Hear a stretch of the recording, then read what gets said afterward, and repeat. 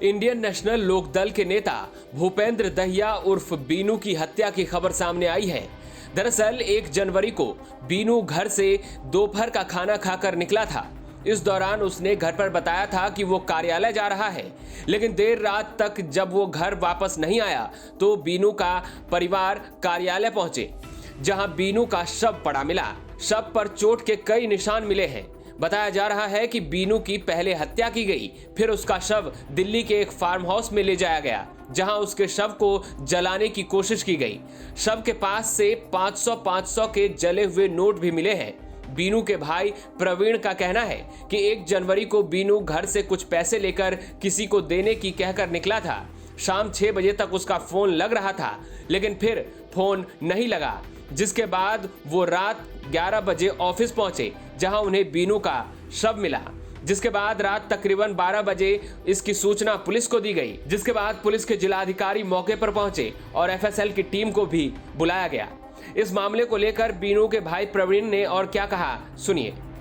बीनू भाई 1 तारीख की शाम को 4:30-5 बजे से ऑफिस पे से निकला था। 4:30 बजे ही ये दक्ष प्रॉपर्टी से गणेश गार्डन के सामने है, और वो कुछ पेमेंट लेके गया था और एक डीलर को दी थी उसने लामपुर की तरफ। फिर पीछे के रास्ते से आया था, वो अपना मिनी फार्म हाउस बना रहा था एक एनएस फार्म के पीछे। तो वहाँ पहुंचा वो 5:30 बजे से, और ये वारदात 6 बजे तक तो कॉल लगे थे। उसके बाद कॉल नहीं लगे हमारा कोई भी, ना रिसीविंग भी ना हुई उस टाइम के बाद।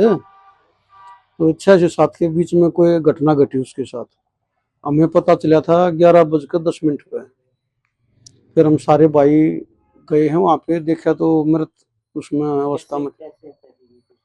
भाई ये तो हम कुछ कह नहीं सकते। उसको हमने जाके देखा तो पीछे सिर फूटा हुआ था उसका, और तेल छिड़क के आग लगाई हुई थी, और कुछ एक तसले में पैसे वैसे भी जला रखे थे। फिर उसी टाइम हमने कॉल कर दी थी पीसीआर के पास। पीसीआर आ गई थी 12 बजे से 12:15 बजे से। तो फिर उन्होंने अपनी सारी टीमें बना ली थी, फोरेंसिक वाले भी आ गए थे, सब आ गए थे। एसएचओ बीनू जी उस टाइम मतलब अलका राई से, नारी गांव से, डिस्ट्रिक्ट सोनीपत अपना अलका राई है, और प्रॉपर्टी डीलिंग का काम करता था। हाँ, अलका अध्यक्ष भी थे। अभी ये पोस्ट अभी मिली थी इसको कुछ दिन पहले।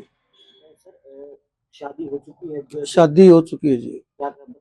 बच्चे 2 लड़के हैं जी, और एक लड़का राई स्पोर्ट्स में पढ़ रहा है, दूसरा यहीं पढ़ रहा है। हमारे सर कोई आपसी रंजिश भी थी क्या? ना, आपसी रंजिश कोई नहीं थी। बहुत शरीफ और सही लड़का था वो। यहाँ किसी बोल चाल हंस के बोलता था, कहीं कुछ बात भी है तो उसको हंस के टला दिया करता। ऐसी कोई परिवार को क्या लग रहा है ये वारदात क्यों हुई है?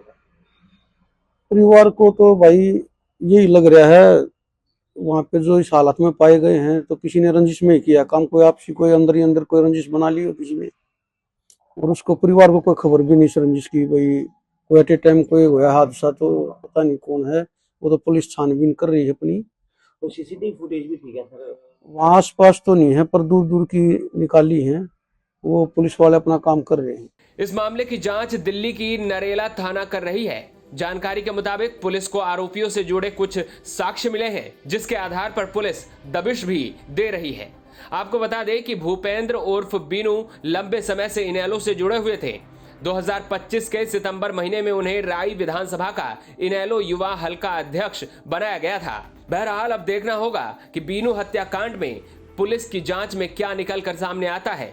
आखिर किसने बीनू की हत्या की और क्यों की। सोनीपत से पवन राठी के साथ ब्यूरो रिपोर्ट, हरियाणा तक।